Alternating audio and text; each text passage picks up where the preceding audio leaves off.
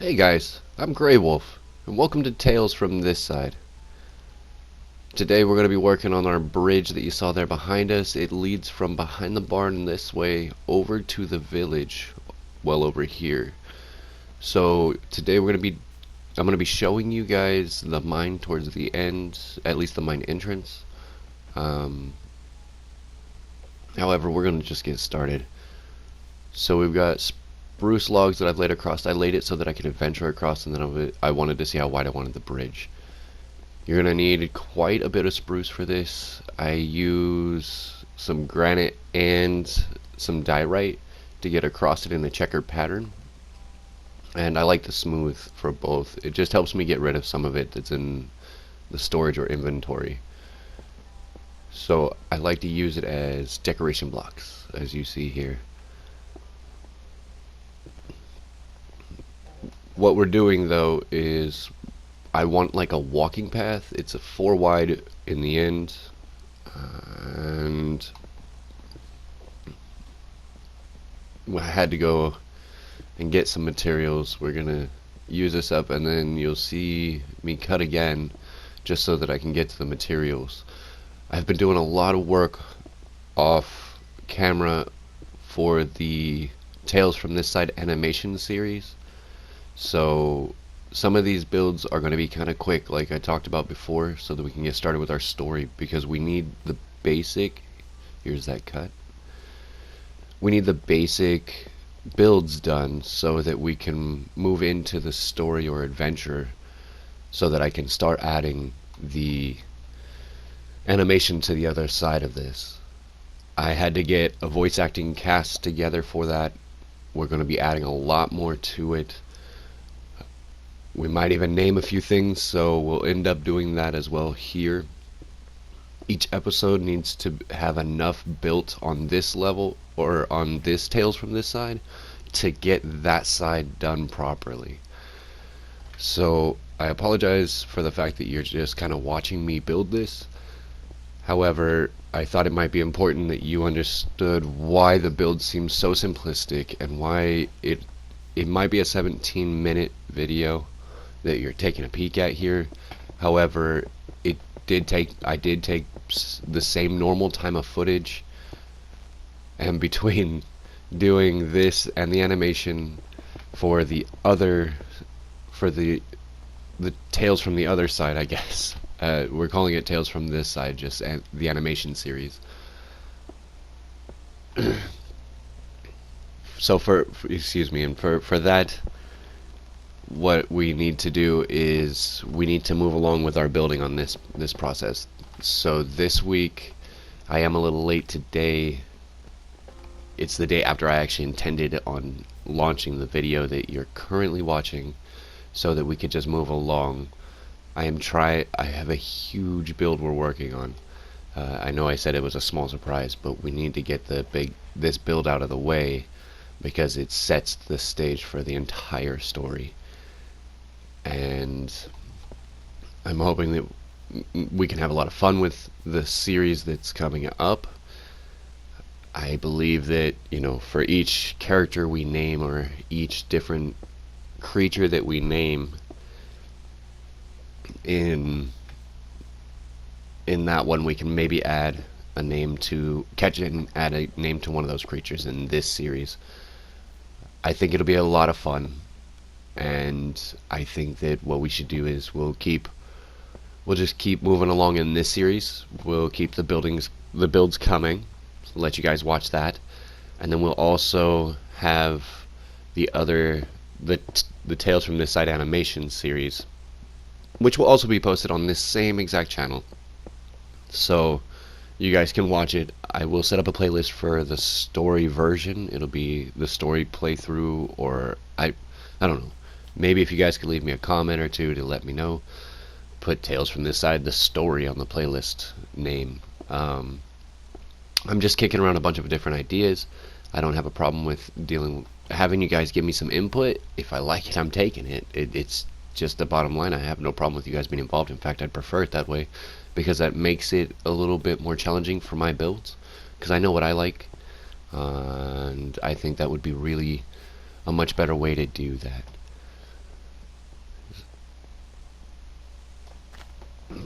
So we're about to cut away so that I can remove all of the dirt in front of the bridge here to make it an easier walking path. And as you see, it's gone. Now we're working on the walls. Just standard brick walls. For as simple as this build is, I used stone, I used diorite, I used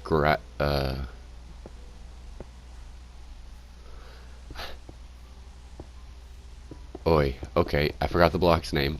My bad. Granite, and I used stone brick slabs later on, and stairs. Nothing too much. We had to make it look like it was supported from both sides because it's not long enough bridge to need a center support, and I wanted to make it look sort of nice. So I like the bark texture. I like how it has a little reddish tint to it from the spruce, and that's what you see there. We will here soon go out to the village and just kind of spruce it up. Sorry about the pun. Anyway, what we're going for here is you can see how simplistic the build is, and we only use a total of 5 variants of the same style materials.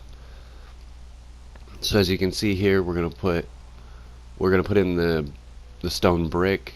We create supports across. It's a nice little walking bridge, and I honestly believe, there we go, we got the stairs like I was telling you, and I honestly believe it turned out to be a very beautiful bridge. It was actually impressive to me because I don't, like I said, I kind of do these on the fly. I do not plan out everything. The larger builds I do plan out. I give a little bit more thought behind.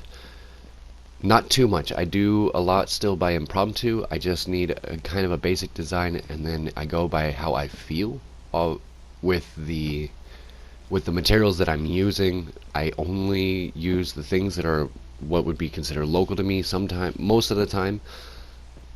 However, if there is a portal, which we will be getting to here within the next couple episodes, because we need another portal in order to get the look we're looking for and to get our story started on Tales from this side. So as you can see, we're putting in the stairs upside down right there. Just smooths out that edge there, and I think that makes it look a lot nicer. It's not that I'm looking for a perfectly smooth edge. However, in the real world, when you back up from a bridge, it doesn't look like a big square's there. So in order for us to make a full block look like it's proper, we have to back up really far. So let's get back into our build here. We're putting in the final 2 stairs. As you can see there, I put in all the way across. We came down and above, giving us a gap in the middle. So right here where you can see the spruce is exposed, that gives us a little depth. That's why I chose to do that. At this point, I couldn't decide how I wanted to place all of the slabs properly. So what I did was I just placed one on each of the corners, and then I gave it a second, kind of let it stew, settle in, see what I thought might be nice. Now as you can see here, I can see that it's not what I wanted, so we're going to put the last piece of stone. It was fate. There was one more piece of stone, and it fit there perfectly. So now we're going to drop one here, and then we're going to kind of step back and take a look at this. We see where the path is heading in that general direction. Later on we will be building a land bridge. Alright, welcome back. So what we're going to do is we're going to move to the side a little bit. We're going to take a look. As you can see, I have my sword out because we had a couple visitors during that evening break there. And from this side, see, it looks very beautiful, but it almost feels too plain. So I'm looking at the spruce section there, and in my head I'm thinking that it definitely needs more, but it doesn't need to be a ton more. So what we're doing is we're adding in to make a full block of stone brick, but obviously it's going to be slabs cut or placed together.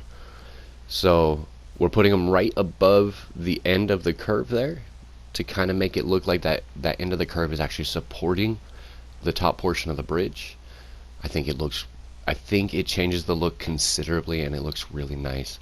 Now underneath, I want to add some supports underneath because we want it to make it look supported. So we're going to put it right against this here, which I think they're called abutments for bridges. Usually an abutment is needed for heavier weights, but there are still smaller abutments in which you see on bridges. So that's where the concrete or whatever they've put in there, the material touches the ground, and that supports it from the ground. So here I'm counting out, and because it's checkerboard, you can count by 2, so it's 2, 4, 6, 8, and there's actually 11. So if I count out to the 5th one and then go on the 6th one right there, we're dead center, which is wonderful. So now you can see that it looks supported underneath. I didn't really have to do a whole lot. All I did was add some spruce. Now we're going to put up here, because now I know where the center is, so I can just look from the bottom here. And we're going to put in the top one here, and what? Okay, that hurts a lot. So on hard, tridents are probably one of the most damaging weapons, and in the hands of a drowned, they're pretty accurate. So I have to hit him from a distance. As you can see there, I have 2 hunger pieces, and this is why I constantly keep food in my hotbar, because on hard, on the bedrock edition, the mobs are far more aggressive in this way. Like, the wither is ridiculous, and I wholeheartedly expect to die. Now that that jerk had me put my block in the wrong place, let's put the block in the right place, and we'll take out that wrong place block there. So now we're going to knock out this block, we're going to take it back. The mobs, and as I was saying, and then he didn't even drop a trident. Like, almost killed me, but decided not to drop a trident. That's rude. So I thought that might be a little square. It doesn't look 100%. I did like what I did with the slab, so all we're going to do is just add another slab to the edge here. And we're going to do it to the other side. I wanted to add one to the middle, but I didn't have enough material on me. I can always come back and do that later on off camera, because nobody wants a video for placing 4 blocks. However, it does make it just adding those 3 blocks on each side plus the 2 in the middle. You're going to see it changes the entire dynamic. Now right here, I'm looking to see if I could place it, but then I realized I only have 1 slab left, so I've got to move all the way back down to the end, because I don't mind things being unsymmetrical or non-symmetrical, but they have to have at least some form of asymmetry. So if I were to place one there, I would need to place one on the other side on the opposite end.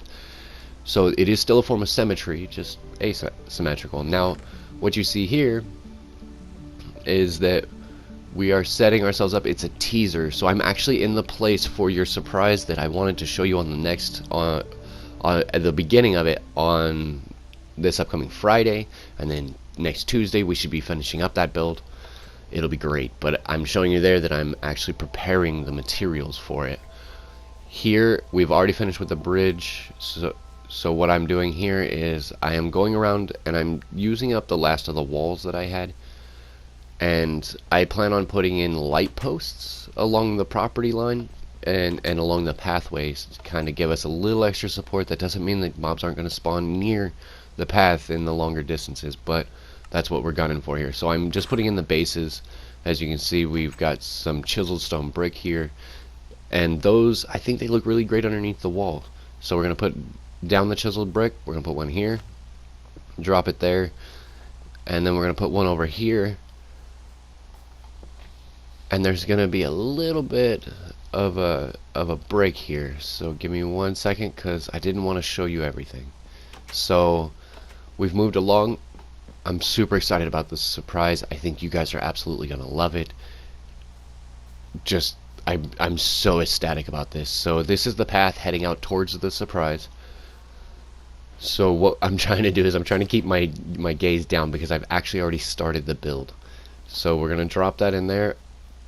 Now for what you can see, that's fine. I'm going to turn around. I think I want to drop this chisel brick right in this area over here.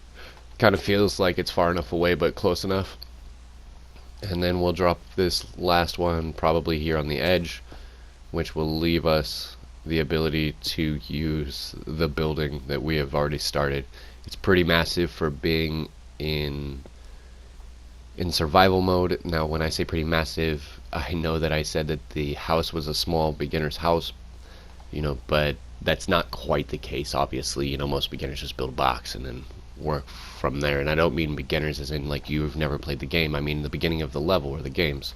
What I'm doing currently is I'm placing walls where I want more light posts to be. Here it Y's off, and to the left there, as you'll see here in a second, and we're going to pick up the pace. So I'm going to let you enjoy the music. Right here we're just doing pathing. We're going to head out to where we have the mine. So enjoy the music, and here we go.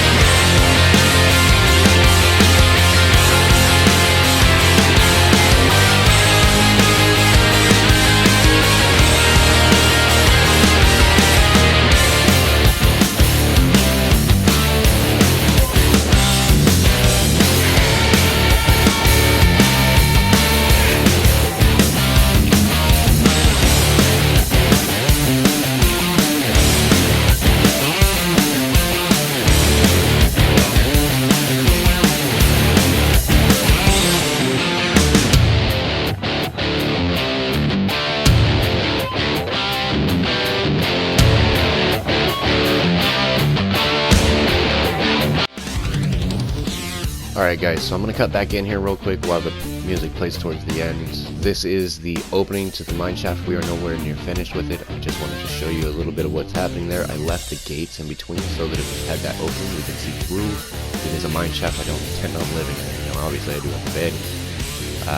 But all I did was light up the caverns. I have actually done nothing with the mine itself. And that will be it for a future episode. And as usual, I hope you enjoyed. Love me, hate me. Let me know in the comments. Please don't forget to subscribe, and have a wonderful day.